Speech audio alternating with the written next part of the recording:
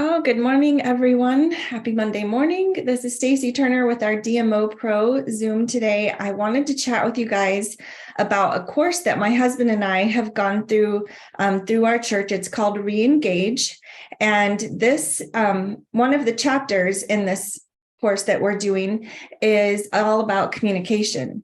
And I just was reading through it this week and I thought, oh my gosh, this so affects our business too, because in every relationship, communication is really key. And this chapter is talking about 4 negative communication styles or patterns that can get you in trouble relationship wise. But also, I think it applies with our business because we are in communication a lot with people. And so I wanted to share those with you. So we're going to talk about what's the goal of communication, and then we'll work through these 4 communication patterns that I'll talk about how they relate to us personally and relationship wise, and then kind of how they connect with us on the business side of things. So hope you guys get a lot out of this. I highly recommend this course. It's called Reengage, and it's through a church in Dallas called Watermark. But if you look up Reengage, I'm not sure. I'll have to find the actual website. Oh, it's marriagehelp.org. And they're all across the country, different churches that do this type of course. It's like a 14-week class that you take with a small group. It's excellent. We've gone through it. This is our 3rd time. And of all of the classes we've ever taken, the marriage books we've read, really, this has made the biggest impact. And we were, I think, at 20 years of marriage when we did it our first time. And I was like, we had this 20 years ago, how much, strife could have been avoided and just how much more growth could have happened.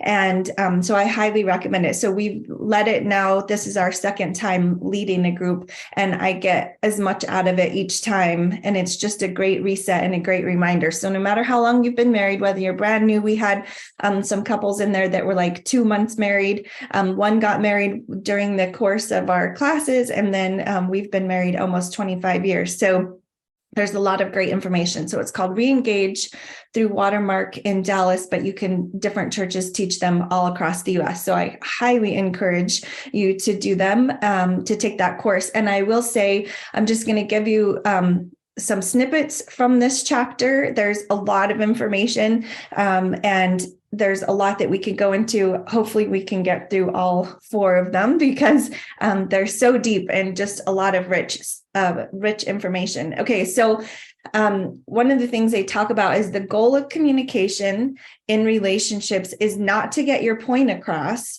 not to show that you are right, or not to win an argument. And I was like, what? Yeah, it is. I want to win. That's the whole point of me getting into this discussion. Yeah, it is. So it's funny because Jarrett said he would go into a conversation not to lose, and I went into the conversation to win. And so we didn't even recognize that was our pattern, but I was like, what do you mean not to lose? But he was thinking, okay, what all do I need to walk into this conversation with armed so that, she's not going to ask me a question that I don't know. He was on the offensive. I don't know exactly what that would be, but I was in it to win it. He was in it not to lose. And neither one of us were getting very far on the communication. So if the goal of the communication is to not get your point across, not to show you're right, and not to win an argument, then what's the point of it? The point is to understand, to really understand the other person's point of view. So in business, it's not to get your point across, prove that your product is the best one out there, or get them to order. Okay, so it's kind of the point is not to win. The goal would be, again, to understand what is the need that they have, and where's the other person coming from. So sometimes, we do have conflict within relationships within our business, whether it's with our upline, with customers, that sort of thing. But I would say, if there's relationship issues, the business isn't going to fix it. Just like if you have a health issue, fruits and vegetables don't cause disease, but they can reveal an underlying problem that's already there, right? Have you guys heard that before? You've seen that? If somebody's like super constipated, but they don't tell you, and then they start taking, 6 of each of the capsules right away, they're going to have gas. So if they're like, oh, this causes gas, no, the underlying problem was the constipation that was already there, but the fruit and vegetable powders just kind of stirred it up and it revealed the problem that was already there, right? So kind of think about the same thing with conflict, especially in marriage, because if you're new and you're starting a business with Juice Plus, sort of those conflicts that are already there are just going to be revealed, or communication patterns that are on the negative side, those are going to come forward, and it's just going to kind of stir up some issues. There's change happening. You're changing where you're putting your time and your effort, or what gets your attention.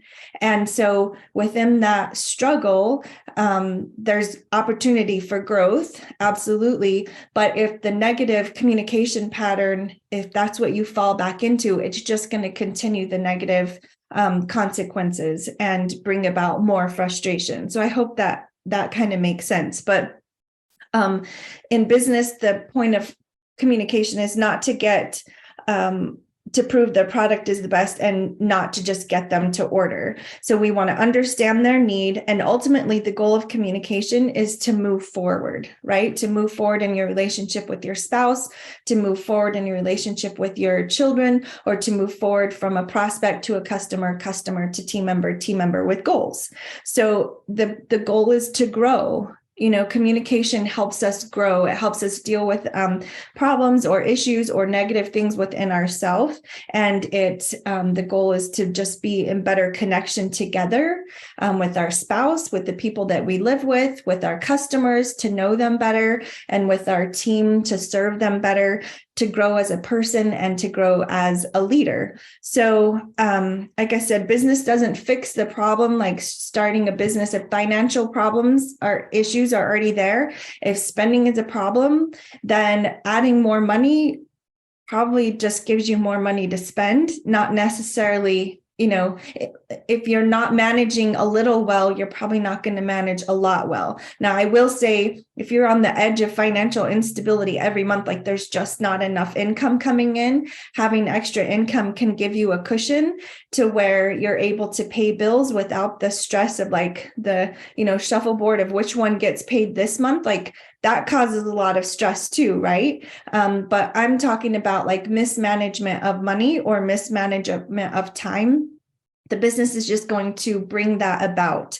And so, let's just kind of look at what that might be. So let's see, what did I have here? If you're someone that often gets your feelings hurt, like in communication with your spouse or with other people, like your extended family, your sister, or it just kind of seems like everyone hurts your feelings, then you may find a lot of business dealings as hurtful. So it may come up like a question like this: why did my upline say that? Do they think I'm not capable? Are they questioning me? Why did my customer cancel? Do they not like me? How come that person's not answering back? Do they think that I'm bothering them? If your feelings are hurt in relationships a lot, then your feelings are probably going to get hurt on the business side of too. So you just want to look at that. If you and your spouse argue often, or you avoid hard conversations, like I said, this business is going to reveal those same issues. It's going to look like arguments about time being spent on the phone. Why are you not giving me the same attention you used to give me? Or it could look like an argument about going to conference. We don't have the money to be able to go to conference. Like you spend money on things that don't matter. This is just another waste of money. We don't have the income for that. What about, now that you're doing this business, the laundry's not getting done, the house isn't clean. Often that's a reflection, like if they're feeling like the house is being neglected, it's a reflection of their own feelings of being left out. Even thinking about, you get to go to conference with your friends and you guys have a great time and you have all these pictures, like I don't get to do that. I wish I could do that. It's going to reveal the same issues. Okay. So I'm just kind of tossing out some things that I have dealt with in my own marriage and starting a business. And it could look different for you, but these are some of the things I've kind of heard over time with the Juice Plus business that have come up. And I see some of you shaking your heads. Maybe it's like yourself, you've noticed this, or with newer team members coming on board. So we're going to look at these 4 negative communication patterns, what they look like in our relationships, but then also in our business, like I said. But what I really want you to do is reflect on these for yourself personally, with yourself in mind. Okay. It's really, really easy to point out the negative communication pattern in somebody else. You're like, oh yeah, they're terrible about that. Like that is exactly that person. So it's really easy to identify it in somebody else. But then within ourselves, you're like, not me. I'm not the problem. Like they're the problem. I don't do that. So just be reflective, self-reflective as we look through these, because you're the only one that you can control, right? Like you cannot control what your spouse thinks. You cannot control what your customers do or what they think or how they perceive things, but you can control you. So just you. And there's a lot of peace of mind to that, to me, because if I can't control them, what can I do? What am I, how am I adding to this issue? Am I being a part of the problem? And the answer is yes, I'm always part of the problem. And the answer is yes, you are always part of the problem, because there's 2 people in the situation. Each are going to come from their own perspective, but you have a role to play in all of that. So the faster that we can realize that, recognize that, find that within ourselves, that's really where we're going to grow and move forward in any relationship. Okay. So the first one is withdraw and avoid. So I'm going to read this to you guys. And sorry, I'm looking at notes here, but withdraw is an unwillingness to get into or stick with an important discussion. So like, I just don't even want to go there. So I'm not going to get into that discussion. This can be as obvious as leaving the room in the middle of a conversation, or as subtle as shutting down emotionally, to where you're just not even engaged in it because emotionally you're just out. Avoidance is choosing not to address tough issues or have conversations that could be difficult. Rather than making peace, avoidance is faking peace. It's going to come back.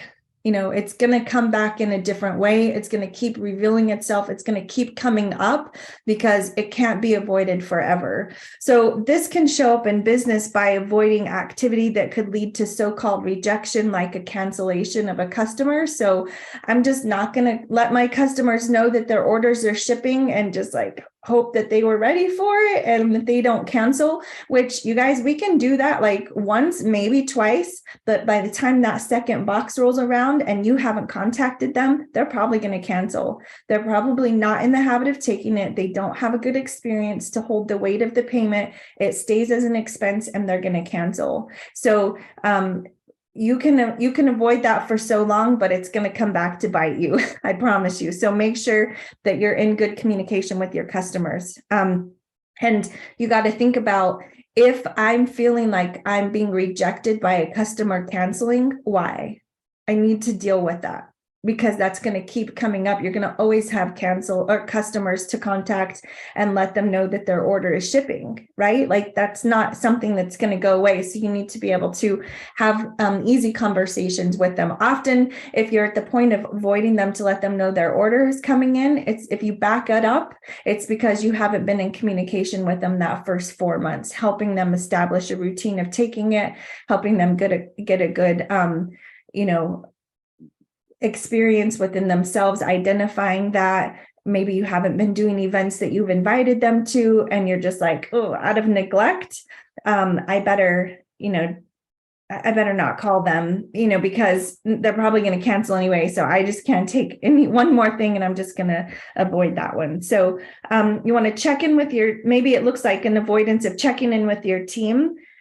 Because yourself, you haven't been doing the activity. So like, how am I going to contact them and connect with them and ask them how they're doing with their business if I haven't even been engaged with my own, right? It could be something that was said, or something that's happening with leadership within your business, or maybe it's even an expectation that you have of your sponsor that they don't even know about. How much miscommunication happens because of expectations? Just that alone, they don't even know that that's what you're needing, and then you're holding it against them because they're not fulfilling that. but just out of busyness as a leader, I know just naturally I'm going to neglect my team, that I won't know unless you come to me. If you come to me and tell me, I totally want to address that, and I'll do whatever I can to make it right. But if I don't know what the problem is, then how can I know how to fix that? So think of that in a relationship too. If you've got expectations walking in, and your spouse doesn't know you have that expectation, how can they address it or fix it, or fulfill that without knowing? Okay, so if you're just going to avoid the conversation, not going to ever talk about it, then it's not going to ever be resolved. So it could be withdrawal and avoidance can look like just avoiding DMO activity altogether. If I set an event, what if nobody comes? They're not even going to come. And then I'm going to take all this time and I'm going to clean the house and I'm going to get ready, and nobody's even coming. I'm going to have to buy chips and salsa, and then I'll eat the whole bag and nobody's there to share it with me. When my kids were little, if I started cleaning the house, they're like, Mom, are people coming over? And I was like, yes. I'm doing an event tonight or whatever. Or sometimes I'm just like, no, I'm just cleaning. But most of the time it was. So it was like, it got me to clean the house, really clean it. Even if nobody came, we had a clean house. But, that avoidance is often, something that's kind of an underlying fear that you have that's coming out or not coming out because you're not discussing it or addressing it, so it stays kind of repressed. It could look like not asking for help or support or coaching from your upline. Again, reach out to us as your leader. We want to know if you want some help. But sometimes, if I get on a coaching call, she's going to tell me the truth, and I don't know if I want to hear the truth. I don't want to answer the questions that might come up. I know that I've been that. It's like I know I need to get on a coaching call, but if I do, I'm going to get called out in a way, depending on who's the one coaching on the call, or like, I don't want to look at the numbers. I don't want to see the numbers and see where they're at. So I'll just not get on that coaching call. So that's what withdraw and avoid can look like. Okay. So next is going to be escalation. So escalating. Well, actually, let me give you some antidotes to withdraw. Okay. So what can you do? So a better way, if you tend to withdraw or avoid, you need to be sure you have the conversations that need to happen and then stick with them when you do. If your spouse tends to withdraw or avoid, you should ask your spouse, what is it about me that makes it hard for you to communicate with me? If your team is never coming to ask you for help or support, ouch, maybe we should ask ourselves, what about me makes it hard for them to come to me? Do I call them out too fast without really listening? Am I jumping into advice and telling them what to do without really sitting and listening and hearing what they're having to say? So what role do I play in that miscommunication that people would avoid that?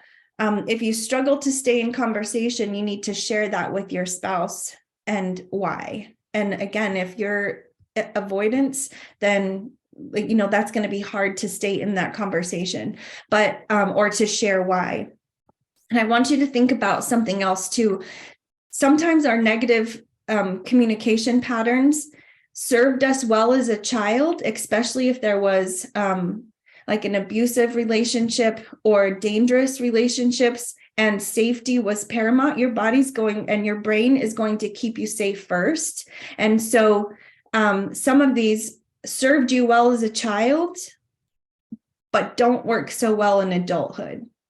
Okay, so it could have been a learned pattern that you needed at some point in your life to survive or to function, but no longer serve you well. So is it worth holding on, or is it something you can recognize and then grow through? It's not about just letting go. Okay, I'm just going to stop. Like, it takes practice, right? It's going to take intention. It's going to take identifying, oh, I'm withdrawing here. Why am I withdrawing? Self-reflection. What can I do different? And that sort of thing. So just kind of recognize if that's your pattern, think back, go backwards, back up the train. Did that serve you well at one time? But ask yourself, does this serve you well now? Okay, so just kind of think of it that way. All right, let's move to escalation. Escalation occurs when you respond negatively towards your spouse and the conversation continues to get more and more hostile. So you may immediately think of escalation as a husband and wife or both yelling and screaming at each other. It can also escalate in more subtle ways that would be through sarcasm, name calling, threats, and other forms of attack.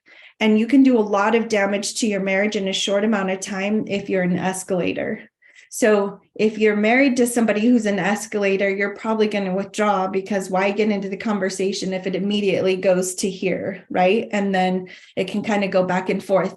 I think of escalating as yelling, but it doesn't always have to be yelling. I like that they put in sarcasm or name calling or threats can be in that. So if you tend to escalate during a conflict, the best thing you or your spouse can do is to call a timeout before things get out of hand, and then decide on a time when you can reconvene. So generally, you know when you're about to lose your temper and say things that you shouldn't. There's something that's like, don't say that. And then you go on and say it, or you can give yourself a timeout and then keep yourself from damaging the relationship and take time to gather yourself so that you can come back in a better frame of mind and ready to talk about the issue. So I want to share with you guys a business example of this. This was a customer of mine. And actually, she went through the re-engage class with us. At one point, she was in our group and she said she wanted to cancel her order. And I was like, what? Like, you just ordered, desperately needs this, high risk pregnancy. And she's one to like jumps, from here to here all the time. And I was like, no way. And so I should have recognized and remembered, because I know her, she's an escalator. I know that about her. So if you know that about somebody else, like, think about when the message is sent, how does this person communicate if you know them well enough to know that? And I responded back with, yes, I will cancel it, but really, I'm begging you to keep taking this. Like, your body and your baby need this. The response back was such a fast and extreme escalation. She was calling me a bully. Like, it was ridiculous. It was like instant escalation to like, what in the world just happened there? Because my heart was for her. She said, I know you're a businesswoman, but I don't appreciate being bullied into a product. And I had already said, I will help you get your money back if you're not going to take the product. I don't want you to pay for something you're not taking. And I escalated too. Like, it took me like, what? Why is she saying that? Like, why is she being ridiculous about that's like crazy? And so then my response was sort of like an escalated response back. What I should have done is recognized, she escalated that went fast. Like, I wasn't expecting that. Give myself a timeout, like, talk to Jared about it. We were at lunch together and I was like, blah, blah, blah, blah, I was, talking, I can't, blah, blah, blah, whatever, like, talk it out with somebody else. And I had the text phone in my hand, like, stop texting, just stop the conversation for a second. Like, I didn't have to go in there.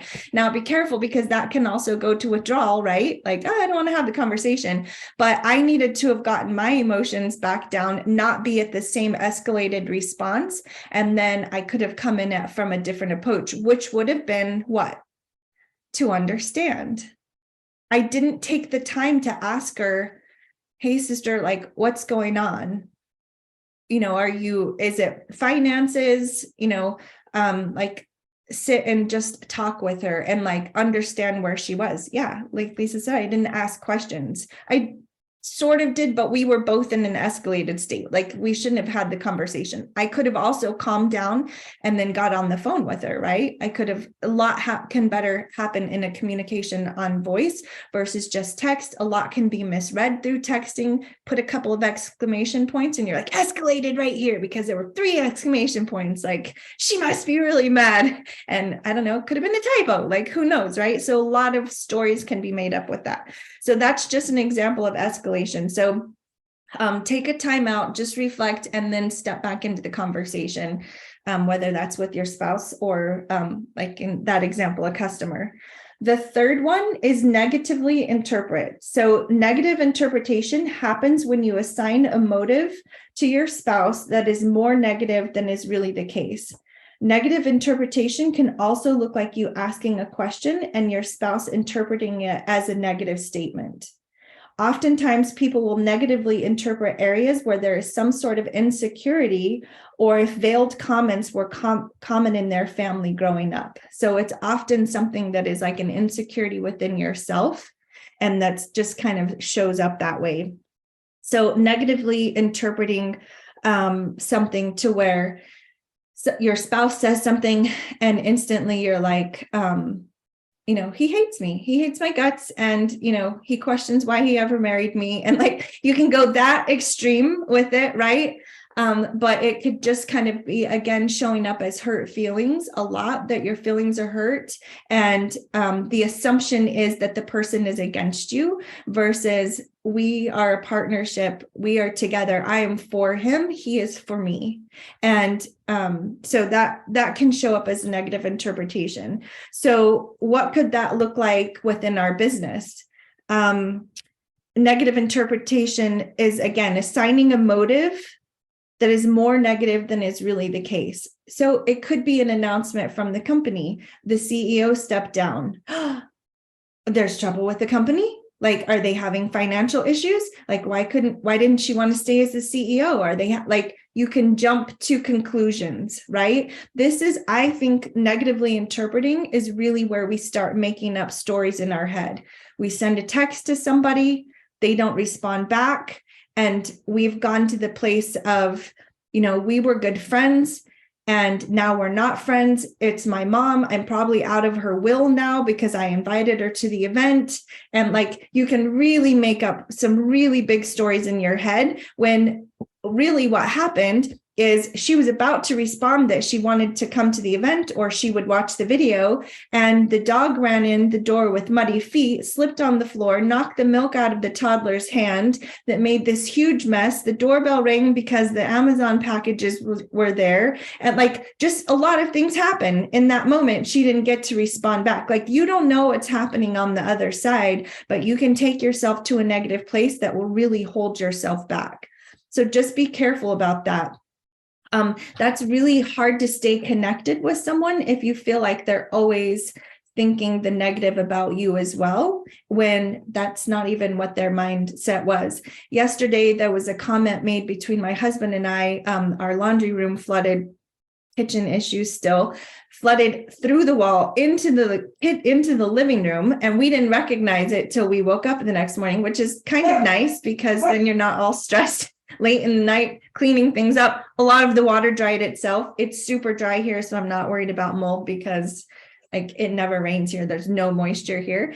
But I was like, oh, that's interesting. He made a comment and I thought, what in the world why did he say that? But I thought there's some thought pattern behind that. But if I ask right now, why'd you say that? Or why are you even asking that question? It was going to escalate and it wasn't helpful. Like, we just needed to clean up and figure out what was the problem. So last night I said, okay, don't negatively interpret this. I'm really just curious. Your question, you asked this, like, I know there was a thought pattern like that brought you to that. Help me understand it. And then he explained what it was. And I was like, oh, okay, that makes sense. But it was just like, I could have responded in a way that would have escalated the situation versus just like, instead of negatively thinking about that, I thought, that's interesting. Tell me more. So that's a way to antidote that. If somebody says something and you immediately go to the negative, ask them, tell me more about that. Like, help me understand what you're saying. Because if the goal is understanding, then help me understand. What I hear you saying is this. Maybe that's not what you're saying. What are you saying? What would you like me to know about that? Okay, the last one is invalidate. So invalidate occurs when you directly or indirectly dismiss, minimize, or put down the thoughts or feelings or character of your spouse. Okay, so it can look like picking apart your spouse's opinion or feelings instead of being sensitive and trying to understand their point of view. I would say my husband's, and he would say his is avoidance, mine is invalidate. And part of that comes from our background of how we grew up. And I just didn't understand a lot of how his family functioned, which he would say was highly dysfunctional. I had a very functional family. So I was just like, what in the world? Like, why would you respond that way? And so I would invalidate what he was feeling, which then he would shut down and not talk about it because he couldn't win. He was going to lose in his mind. I was there to win. And so it's just like this ugly cycle. So those are our two that we kind of default to. I have to be really careful to like not talk and to ask deeper questions, find out what he's feeling or thinking and why, versus, just jumping to that. So invalidation with our business could look like, our team coming to us and telling their struggles. We immediately go to fix the problem, and we're not sitting with what they're feeling and what they're thinking. And then just, asking deeper questions or helping them solve the problem or equipping and empowering them versus just doing it for them. If I step in and do that for them, whatever that is, or take care of the problem because it's easier for me to do it, then they're not going to learn and grow either. And it is invalidating their skill set and just like, you can't handle it, so I will. So that's just kind of something I thought of on the invalidation side. So a better way is to remember that the goal is to understand, and then it's, rather than just being right. So being respectful of your spouse's thoughts or your team's thoughts, your customer's thoughts, your prospect's thoughts. I just kind of thought about this. Objections. When you're sharing Juice Plus with someone and they come up with an objection, do you get defensive right away and negatively interpret what they're asking? Or do you just stop, embrace that as like, hey, at least they're interested, and then ask questions to get further into like what it is that they're thinking, instead of invalidating? I think in that situation would just be coming right away with the answer. Like, is Juice Plus organic? And you're like, what? You don't even eat organic food anyway. Why do you care? You're drinking a Diet Coke. That's not organic. Like, that would be invalidating, probably not the best answer. But if like that's what you're thinking, good that you don't say it. But if you are thinking that, you are in an invalidating spot. And the question would be, that's a great question. What about organic is important to you? I can answer the organic question, but if I don't know why that's important to them, then I've, missed the boat, right? So be respectful of them, their thoughts, their feelings, their concerned. Remember, you don't always have to agree, even with objections that people will come across. And if you guys do your own presentations, which you should be by now, I'm always preaching that to you guys, you'll have somebody that is like, eventually asks the craziest questions in the presentation that you're just like, why you got to bring that up right now? Why do you have to bring that up in this situation with all of the people here? But I don't have to agree with what they're saying. But if I shut them down, or I shut down the conversation, or I invalidate them, they will shut down, and it changes the whole tone of the whole presentation. So I just say something like, you know what? I've never thought of it that way, and I'm going to come back to that. Right? Like, I don't have to agree with them in that. I don't have to get into an argument or a discussion. I don't even have to give them the answer right then.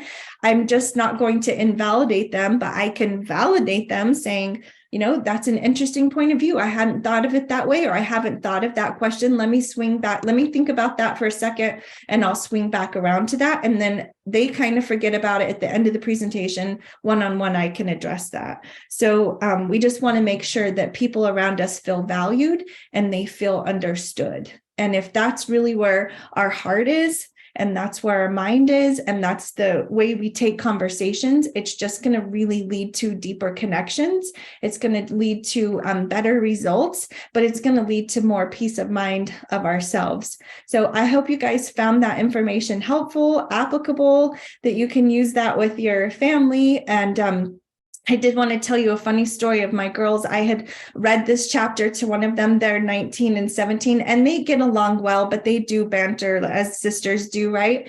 And so with one of them, I had just read the whole chapter. We had discussed it about herself and her boyfriend, and we were just having this great conversation. The younger comes in and they're sitting across from the table, and I watched the whole thing play out, and I was just like, it was just funny. One of them says, "Hey, can I draw a bath before you take a shower?"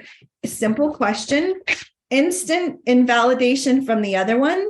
And the comments went back and forth. And I was like the commentator as they were going back and forth. They were smiling and like kind of jokingly saying it, but like they were serious in the discussion. And I was like, oh, that was invalidation. And then her answer, I was like, negative interpretation. Now their voices are yelling and they're going back and forth. And I was like, escalation, that's escalation. And then Ansley walks up the stairs and I said, withdraw and avoidance.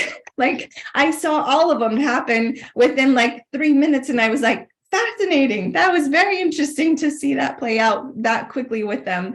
And so now that you see this, I hope that you recognize it first in yourself, because like I said, it's easy to point it out in somebody else, but how does it affect us personally? What responses are we having? Because we're the ones that we can control. So I've got a few minutes. I'm going to go ahead and turn off the recording.